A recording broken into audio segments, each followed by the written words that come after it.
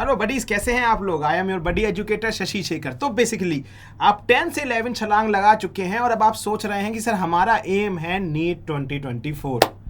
तो बेसिकली बहुत से लोगों ने पढ़ाई चालू भी कर दी होगी, बहुत से लोग करने भी जा रहे होंगे। तो उससे पहले बहुत सी ऐसी चीज़ें होती हैं जो आपको अपना नीट 2024 प्लान करने से पहले ध्यान रखनी होती हैं। आप उन चीज़ों को मिस आउट कर जाते हो और कहीं ना कहीं आपका बाद में वो एफिशिएंसी नहीं बन पाती जो आपने सोची होती है। तो बेसिकली आज हम प्रॉपर इस वीडियो में, थोड़ा सा लंबा हो सकता है वीडियो, पर जहां अपनी छलांग इतनी लंबी है वहां थोड़े से लंबे वीडियो बनते हैं। तो इस वीडियो में हम आज ये देखने वाले हैं कि कौन कौन सी वो चीज़ें हैं, कैसे हमें चीज़ों को प्लान करना है जिससे हमारा एक अफेक्टिव रिजल्ट हम पा सकें 2022 के बाद सीधा 2024 के बीच में। तो बेसिकली अगर चलें तो आप सबको पता है कि हमारा नीट 2024 में पूरा 2 साल आपको कवर करने हैं अपना 11th और 12th। इसके लिए आपके अंदर खुद की एक बिलीफ होना बहुत जरूरी है। विदाउट योर एक्चुअल बिलीफ कोई भी फैक्ट काउंट नहीं होगा, ठीक है। क्योंकि अगर आपकी बिलीफ है तो ही एक्चुअल फैक्ट्स हैं, ठीक है, वरना कोई बिलीफ और कोई फैक्ट्स नहीं है। कहने का मतलब अगर आपने माना है 2024 क्लियर करना है तो ही होगा। अगर आप टाइम पास कर रहे हो तो 2025, 26, 27 कितनी भी बार आप बैठोगे, अगर एक्चुअल बिलीफ के साथ और एक्चुअल हौसले के साथ नहीं बैठोगे, कभी भी आप कोई भी पेपर क्लियर नहीं कर पाओगे। चाहे वो नीट हो, चाहे एक बच्चा जेई दे रहा हो, चाहे कोई यूपीएससी दे रहा हो। तो belief is very important for any exam. तो सवाल है कि अगर हम 2024 में चलें तो 2024 से पहले हम अपने पूरे सिलेबस को 2 पार्ट में तोड़ते हैं कि सर हमें 2 पार्ट्स में मिलना है। क्या हमारा सिलेबस, एक 11th का सिलेबस है, एक 12th का सिलेबस है। क्योंकि अगर आप 2024 तैयारी कर रहे हो तो आप इस समय 11th में हो, आपको उसके साथ स्कूल भी लेके चलना है। 12th में आ जाओगे तो साल बोर्ड्स भी लेके चलना है।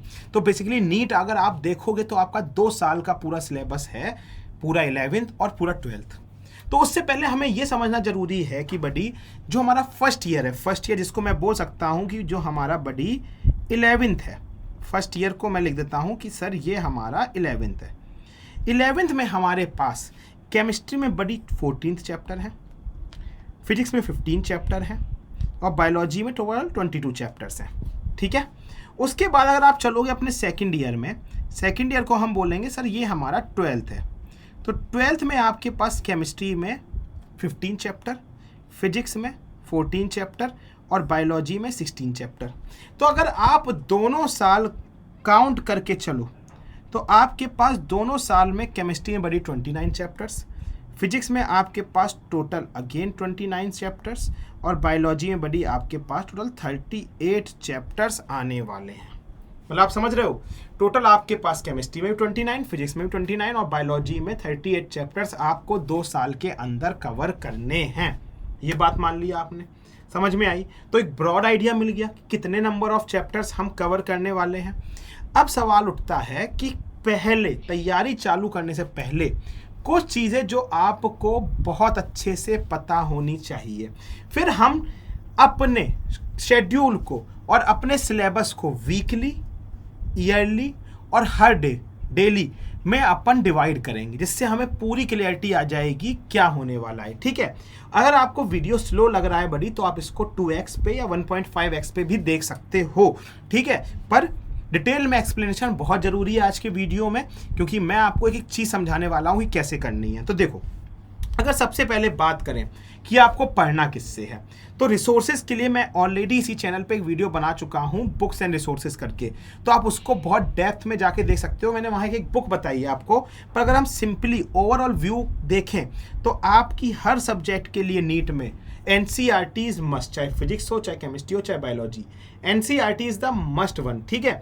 उसके बाद NCERT exemplar again the second, बहुत इंपॉर्टेंट है, क्योंकि NCERT के चारों तरफ एक क्वेश्चंस की बुक मेंटेन की अब बनाई गई है, जिसको हम NCERT एग्जाम्पलर कहते हैं और फ्री में अवेलेबल है। किसी भी आप वेबसाइट पे जाके या NCERT की वेबसाइट से जाके बड़ी NCERT एग्जाम्पलर को डाउनलोड कर सकते हो। अगेन प्रीवियस ईयर क्वेश्चंस बहुत इंपॉर्टेंट है।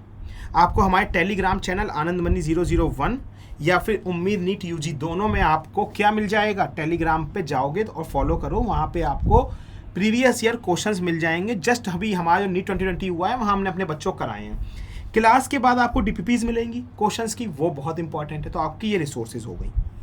और अगर आपको डेप्थ में रिसोर्सेज के बारे में जानना है तो उस वीडियो को देख लो, आपको रिसोर्सेज या बुक्स सारी क्लियर हो जाएंगी, ठीक है। उसके बाद नो योर एग्जाम पैटर्न, आपको अपना स्टडी पैटर्न पता होना चाहिए, ठीक है। स्टडी पैटर्न का मतलब मोर देन स्टडी पैटर्न का मतलब ये नहीं दिन में कैसे पढ़ रहे हो, स्टडी पैटर्न का मतलब है कि आप एग्जाम के अकॉर्डिंगली कैसे अपनी स्टडी प्लान कर रहे हो, वो स्टडी पैटर्न आपको एग्जाम के अकॉर्डिंग सेट करना पड़ेगा, वो पता होना चाहिए।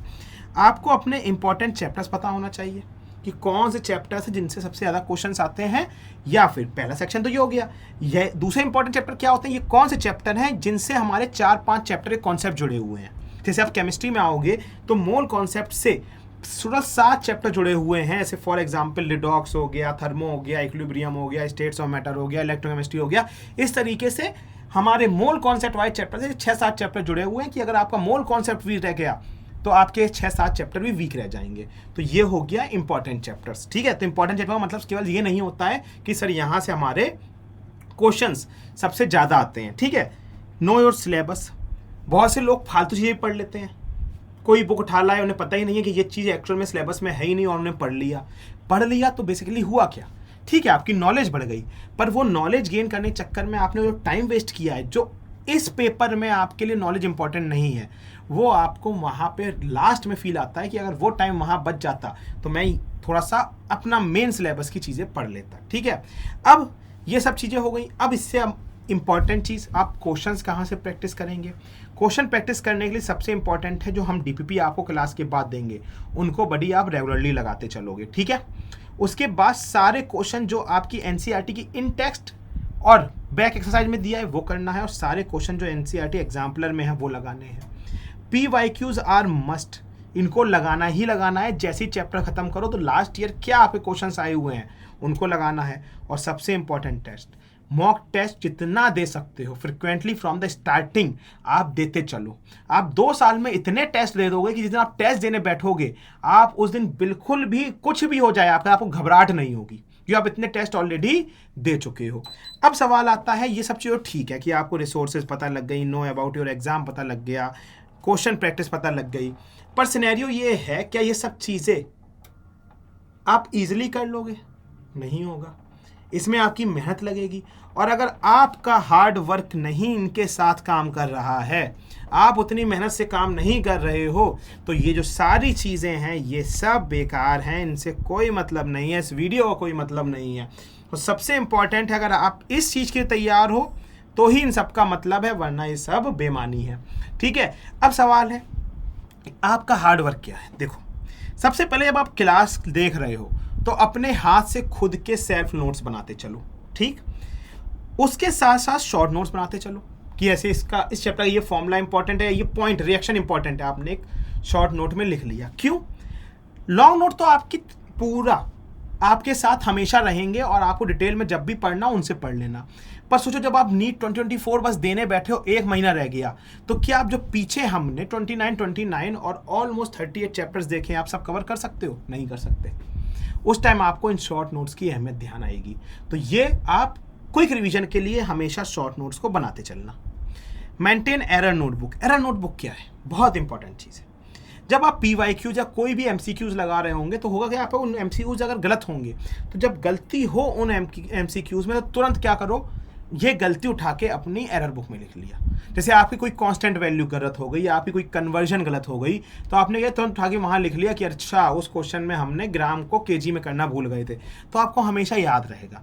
मान लो आपने कोई constant value, Planck's constant value, आपने एवोगैड्रोस नंबर की वैल्यू गलत रख दी, आपने एवोगैड्रोस नंबर की वैल्यू 6.02 × 10⁻22 रख दी, तो आप सही करके लिख लोगे नहीं भाई 6.022 × 10⁻23 होती है, तो आपको अगली बार याद रहेगा अच्छा हमने पिछली बार यही गलती की थी, तो एरर बुक वहाँ काम आती है।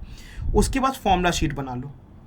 जैसे आपको फिजिकल केमिस्ट्री और फिजिक्स में खासकर ऐसे फॉर्मूलेज आते हैं, तो आपने टोटल उठा के लिख दिया साइड में, पूरा चैप्टर आपको दोबारा नहीं पढ़ना पड़ेगा, आपको क्वेश्चंस के लिए फॉर्मूला साइड में लिख लिया। जैसे आपने delta G = delta H - T delta S लिख लिया, तो बाद में आपको कभी देखना हो तो आप उसके पास फॉर्मूलेज देख लो, आपको ओवरऑल चैप्टर रिवाइज हो जाएगा और आपके फॉर्मूलेज भी आपके दिमाग में बने रहेंगे। तो हार्ड वर्क में ये चीज़ें ज़रूरी हैं जो हमको आपसे चाहिए। अब सवाल आता है, हम अपने इन 2 सालों को तोड़ लेते हैं किसमें? डेली, वीकली और ईयरली में, कि आपको कैसे चीज़ें पढ़नी है। ठीक है, तो अभी देखो आप 11th में हो, ठीक है, तो मेरा एक सिंपल सजेशन है, जब आप 11th में हो तो आप अपने 11th को इतना मजबूत कर लो कि बस 12th में आपको उसको बीच में हर देख दौड़ महीने में एक बार 11th बस रिवाइज करने की ज़रूरत पड़े, आपको 11th पढ़ने की ज़रूरत ना पड़े। और एक साल में आपको बिल्कुल ज़रूरत नहीं है आपको दोनों साल का कोर्स कवर करने की। आपके पास 2 साल हैं तो एक साल में आप 1 साल का ही कोर्स कवर करिए। 11th में 11th को अच्छे से कवर कर लीजिए और 12th में 12th कर लीजिएगा अच्छे से कवर, जिससे आप बोर्ड में भी अच्छे नंबर ला पाओ। बस 12th में आपको 11th 1-1.5 महीने में बस रिवाइज करने की ज़रूरत पड़े, इतना ही हो। तो अब चलें अगर आगे, तो हम आपके डेली टाइम टेबल की बात करते हैं। तो अगर आपके हम डेली टाइम टेबल की बात करें बड़ी, तो आपको एक चीज़ याद रखना है, आपके पास दिन में 24 घंटे हैं। ठीक है, अब यहाँ 2 तरह के बच्चे हैं, एक तो जो स्कूल जा रहे होंगे और एक स्कूल नहीं जा रहे होंगे। ठीक है, दोनों के लिए डिटेल में एक्सप्लेन मैं कर देता हूँ। अगर देखो बड़ी आप स्कूल जा रहे हो, स्कूल के साथ साथ कर रहे हो, तो समझो दिन में आपके पास 24 घंटे हैं। 24 घंटे में अगर हम मान ले तो 1/3 पार्ट आपका स्कूल ले जाता है, तो 8 घंटे तो बड़ी आपके चले गए स्कूल में, 8 आवर्स आपके चले गए सीधा स्कूल में। बोलो हाँ या ना। 4 घंटे आपके अगर आप हमसे पढ़ रहे हो यूट्यूब में या हमारे अनअकैडमी प्लस वाले बैच में, तो आपके दिन में 4 घंटे हमारे साथ चले जाएंगे, 4 आवर्स बड़ी आपके चले गए यहाँ। ठीक है, 8 घंटे आपको दिन में चाहिए अपने सेल्फ के लिए। किसके लिए चाहिए? सेल्फ के लिए। ठीक है, अब बेसिकली अगर आप देखोगे टोटल आपके पास अफेक्टिवली 4 आवर्स बचते हैं जो आप स्टडीज़ को दे सकते हो। किसको दे सकते हो? स्टडीज़ को। तो इन 4 आवर को मैं कैसे बोलूँगा आपको, डेली में आप रोज़ एक ही सब्जेक्ट पढ़िए 4 घंटे में। होता क्या है, लोग क्या करते हैं 4 घंटे को एक घंटे के आवर्स में तोड़ लेते हैं कि 1 घंटा फिजिक्स, 1 केमिस्ट्री, 1 घंटा बायो। पर मेरा क्या मानना है, ये मेरी सेल्फ ओपिनियन है, ऑब्जर्वेशंस हैं, कि 1 घंटे में फ्लो नहीं बैठता पढ़ाई का। आप जब तक केमिस्ट्री के फ्लो में घुसोगे आधे पौन घंटे में, देखोगे 1 घंटा हो गया, आप छोड़ के बायो में घुस जाओगे, ना इधर केमिस्ट्री का फ्लो बन पाया ना बायो का फ्लो बन पाया। तो आप क्या करो, अगर आज मंडे है 4 घंटे हैं, तो मंडे को आप 4 घंटे पूरा क्या पढ़ लो? केमिस्ट्री पढ़ लो। ट्यूसडे को आप 4 घंटे पूरा फिजिक्स पढ़ लो। वेडनेसडे को आप 4 घंटा पूरा क्या कर लो? बायो पढ़ लो। इन 4 घंटों में आप उतना ज़्यादा सिलेबस कवर कर लोगे इतना आपको करने की ज़रूरत है। इन 4 घंटों को भी आप 2 पार्ट में तोड़ोगे। कैसे? जैसे मंडे को आप 4 घंटे दे रहे हो, 4 घंटे को आप 2 पार्ट में तोड़ोगे, 2+2। सही है, 2 घंटे आप थ्योरी पढ़ोगे और 2 घंटे आप क्वेश्चंस लगाओगे, इस तरीके से। सही है, समझ में आया? तो ये बात हो गई हमारी उन बच्चों के लिए जो स्कूल जा रहे हैं। अब बात करते हैं उन बच्चों के लिए जो स्कूल नहीं जा रहे हैं, जिनके पास दिन में पूरे 24 आवर्स अवेलेबल है। 24 आवर्स अवेलेबल है। अब ये बच्चे हमारे दिन में क्या 4 घंटे, मान लो 4 घंटे भी हमने ज़्यादा ही बोला है, 4 घंटे ये हमारी क्लासेस देखेंगे, 4 आवर्स। ठीक है, दिन में मान लो 8 घंटे इनको सेल्फ चाहिए, खाना पीना, नहाना, उसके बाद थोड़ा सा टाइम पास अपना, इन सब चक्कर में सेल्फ चाहिए।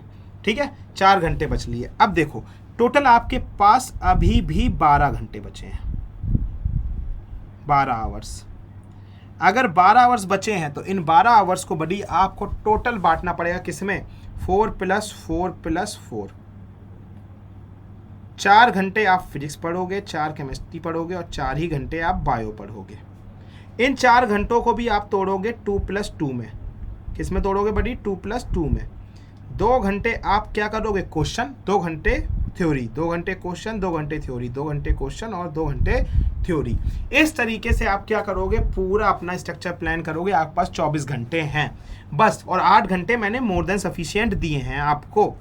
अगर आप आधा घंटा भी अपने खाने को जोड़ो तो 1.5 घंटा आपका निकल गया दिन के तीनों टाइम पे खाने का, तब भी आपके पास 6.5 घंटे बचे हैं। 6.5 घंटे में भी अगर हमें नहाने धोने को भी जोड़ लूँगा, दिन में 2 बार 4 बार फ्रेश होने जाओगे, 1 बार नहाओगे, तो 1.5 घंटा और जोड़ लेते हैं, इससे ज़्यादा तो नहीं जाते ना, तो जोड़ लो, तो भी आपके पास दिन में 5 घंटे बचे हैं अपने एंटरटेनमेंट के लिए। ठीक है, किसके लिए बचे हैं? अपने एंटरटेनमेंट के लिए 5 घंटे बचे हैं। तो ये चीज़ आपको यहाँ से मेरे ख्याल से समझ में आ रही होगी। अब ये वही 5 घंटे हैं, इसमें आप चाहो तो सो, ठीक है, अब आप सोचोगे सर 5 घंटे सोना, क्योंकि मुझे पता है आप इन स्टडी वाले आवर से कहीं ना कहीं 1-2 घंटे निकाल ही लोगे सोने के लिए। इसीलिए मैं जब 12 घंटे बोलता हूँ तो 12 घंटे मतलब होता है मुझे पता है कि आप केवल इफेक्टिव 10 ही घंटे करोगे। जब आप सोचोगे ज़्यादा 12 की, तब आप 10 घंटे पढ़ोगे, याद रखना बात को।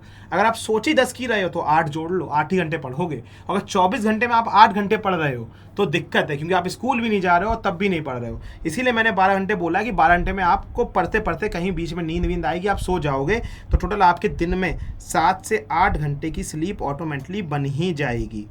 और इतनी मोर देन सफिशिएंट है एक पढ़ने वाले बच्चे के लिए। इसको नीट क्लियर करना है, डॉक्टर बनना है तो कुछ तो सेक्रीफाइस करना पड़ेगा, ठीक है। तो ये सब चीज़ें हो गई, समझ में आई बात। अब चलते हैं बड़ी अपन वीकली टाइम टेबल पे। तो वीकली टाइम टेबल पे आपको याद रखना है, चाहे आप कुछ भी कर रहे हो, कुछ भी, टोटल आपको वीक में टोटल आपको एक चैप्टर केमिस्ट्री का, ठीक है, एक चैप्टर केमिस्ट्री का, एक चैप्टर बड़ी आपको फिजिक्स का, और एक चैप्टर आपको बायोलॉजी का ख़त्म करना ही पड़ेगा। आपको ख़त्म करना ही पड़ेगा। मैं क्यों बोल रहा हूँ समझो। अगर आप मान के चलो साल, अगर पूरा एकेडमिक सेशन मान चलो, इस समय आपके पास 10 महीने रह गए हैं 11th में। हर महीने में क्या आते हैं, 4 हफ्ते आते हैं। तो 4 हफ्ते इंटू मैं 10 कर दूं तो आपके पास टोटल 40 वीक्स आते हैं या आने वाले हैं, ठीक है। अगर आप जोड़ोगे तो आपके 29 चैप्टर हैं, किसके चैप्टर्स हैं, आपके फिजिक्स के। 29 चैप्टर्स आपके बड़ी किसके हैं, केमिस्ट्री के। और ये मैंने भी पीछे आपको दिखाया भी हुआ है ना, 29 चैप्टर हैं आपके, ठीक है। क्या हो रहा है ये, ठीक है, 29 चैप्टर है यहाँ पे केमिस्ट्री के, और यहाँ देखो मैंने आपको दिखाया था पीछे। और टोटल 38 चैप्टर हैं आपके बायोलॉजी के। तो मैं इसको सही करके लिख देता हूँ, ठीक है, इसको ऐसे लिख देता हूँ, 38 चैप्टर्स हैं आपके बायोलॉजी के। तो फिजिक्स, केमिस्ट्री। तो सोचो आपके पास मोर देन सफिशिएंट टाइम है 40 वीक्स। अब सोचो 40 वीक्स में आपके अगर 10 वीक खराब भी हो गए जहां आप नहीं कवर कर पाए, एग्जाम्स आ जाते हैं, प्रैक्टिकल्स आ जाते हैं, कहीं शादी ब्याह में जाना पड़ेगा या दुनिया भरी चीज़ें हैं, तो उनमें आपको टेंशन नहीं आएगी, आपका सिलेबस बड़ी पूरा कवर हो जाएगा। इसीलिए मैं बोल रहा हूँ एक वीक में आपको सिर्फ केमिस्ट्री, एक फिजिक्स और एक बायोलॉजी पढ़ना है, और बहुत ईजी है। एक वीक में आप 8 घंटे देने वाले हो। अगर दिन के हिसाब से देखो, आप इवन स्कूल जा रहे हो तो भी बात कर रहा हूँ, आप 8 घंटे देने वाले हो एक सब्जेक्ट को, ठीक है, टोटल। तो 8 घंटों में एक चैप्टर कवर करना बड़ी बहुत ईजी है, बहुत ईजी है। तो देखो ये आपका हो जाएगा वीकली अगर आप चलोगे, ठीक है, एक एक चैप्टर लेके।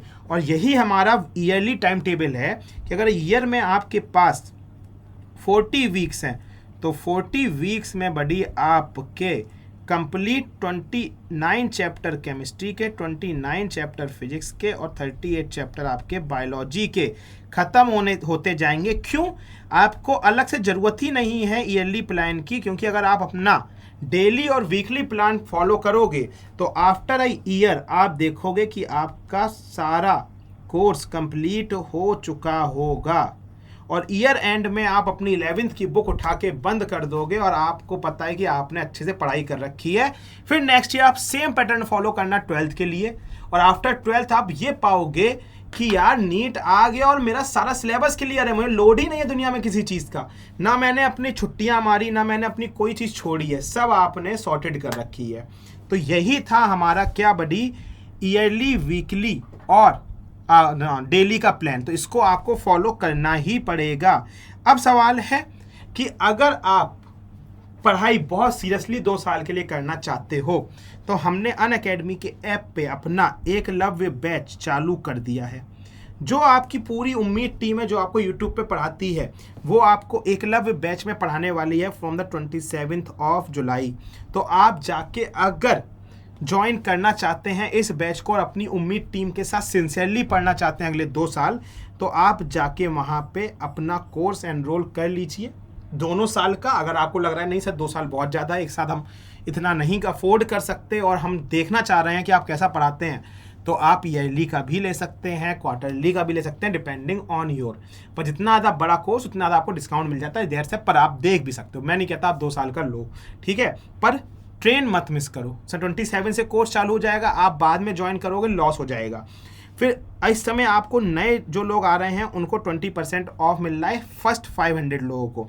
और 20% ऑफ कब मिलेगा? जब आप आनंद कोड लगाओगे तो आपको वहाँ पे 20% का ऑफ मिल जाएगा। तो मैं कह रहा हूँ तुरंत जाके ज्वाइन कर लो। सब आपके favourite teacher Anand sir, Nitika ma'am, Sumit sir, Nupur ma'am, Shikha ma'am, Viraj sir, सब आपको वहाँ पढ़ाने वाले हैं। ओवर द टॉप मैं पढ़ाने वाला हूँ, ठीक है।